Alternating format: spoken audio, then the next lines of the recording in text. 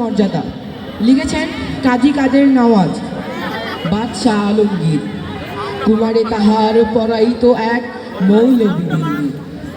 একতা প্রভাতে গিয়া দেখেন বাদশাহ শাহজাদা এক পাত্র হস্তে নিয়া ঢালিতেছে বাড়ি গুরুর চরণে পুলকিত হইতে আলতো নয়নে।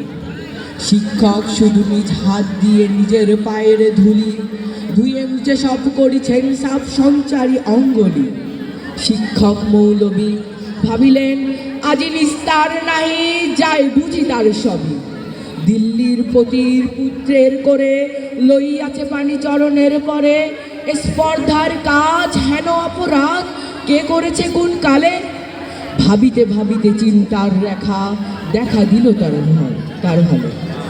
হঠাৎ করি কি ভাবি উঠি কহিলেন আমি ভয় করি না কো, যাই যাবে শির দুটি।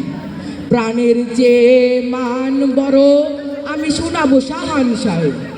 পরদিন প্রদে শিক্ষক ডাকি বাদশায় কয়ে শুনুন জনাব, তবে পুত্র আমার আপনার কাছে সৌজন্য কি কিছু শিখিয়াছে?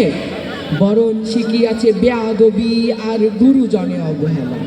নাহিলে সেদিন দেখিলাম যায়া সহন সকালবেলা। আপনি ঢালেন পানি, পুত্র আমার ভিজাইছে ও চরণ, বড় ব্যথা পাই মনে। পুত্র আমার জল ঢালি শুধু ভিড়াইছে ও চরণ, বড় ব্যথা পাই মনে।